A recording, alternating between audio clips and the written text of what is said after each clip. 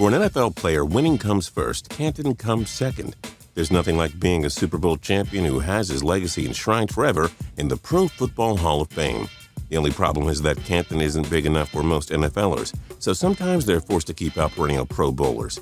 I'm Justin for Action, and today we take a look at 10 active NFL stars who will not make it into the NFL Hall of Fame. And a big thank you to Steven Ciller for suggesting this idea. We hope you enjoy this video, and if you do, then click on subscribe for more cool videos every single day. Number 10, Dwight Freeney.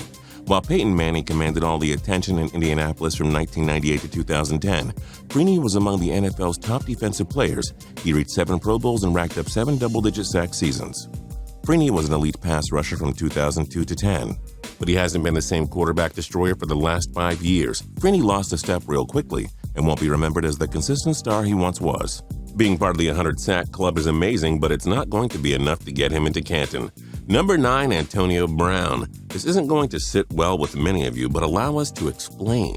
Brown is arguably the NFL's best wide receiver now, but he was the number 3 receiver in Pittsburgh until Mike Wallace and Emmanuel Sanders left town. Brown is already 28 years old, and he's a guy who relies so much on his speed and quickness.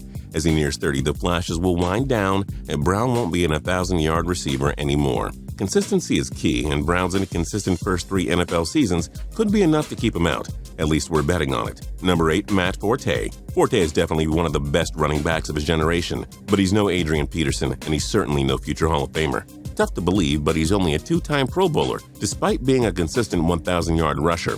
Forte needs a couple more of those just to be in the top 20 all-time in rushing. There are only 30 modern-era running backs in the Pro Football Hall of Fame. Unless Forte can play at a high level into his mid-30s, we don't think he'll have done enough to make it. Number 7, Aqib Talib. Talib didn't find stardom until he joined the New England Patriots in 2012. He's a 3-time Pro Bowler and was a crucial part of the Denver Broncos Super Bowl 50 championship team. Unfortunately for him, his average play in Tampa for 4.5 seasons held back his talents, and is sure to cost him the Hall of Fame. The 31-year-old won't be playing at a high level that much longer because cornerbacks simply never do at that age. Just enjoy watching him play now because Canton's not giving Talib his own plaque, no matter how awesome his name is. Number 6, Antwon Bolden. He's top 15 all-time in receiving and is putting Father Time on hold. Bolden was a huge part of the Baltimore Ravens Super Bowl 47 championship team and always comes through on the grandest of stages. Bolden has 7 1,000-yard receiving seasons and was one of the most dominant receivers of his generation. That being said, his numbers aren't going to be mind-blowing enough for the strict voters at Canton to let him in. Bolden struggled to be the guy in Arizona because of Larry Fitzgerald. That'll surely keep voters from putting his name on the ballot.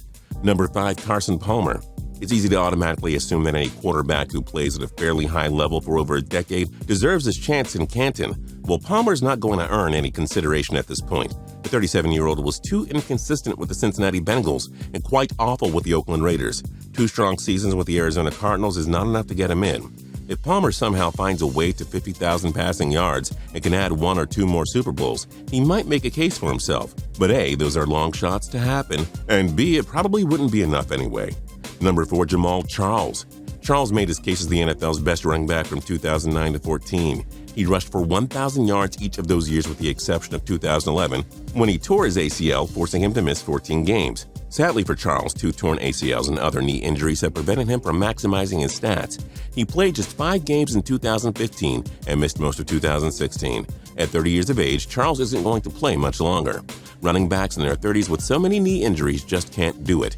It's a shame because if he was healthy, he wouldn't be on this list. But stats get you into Canton, and Charles won't have them. Number 3, Tony Romo.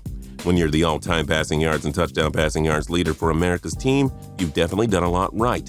But for Tony Romo, a lot hasn't gone his way. He's been injured far too often in his career, missing almost all of 2010, 15, and 16. Romo's lack of playoff success is also hurting him big time. And for the love he gets, he may not even reach 40,000 passing yards or 300 touchdowns for his career. Not only is he considered a long shot to make it, but he shouldn't even be considered. Number 2, James Harrison.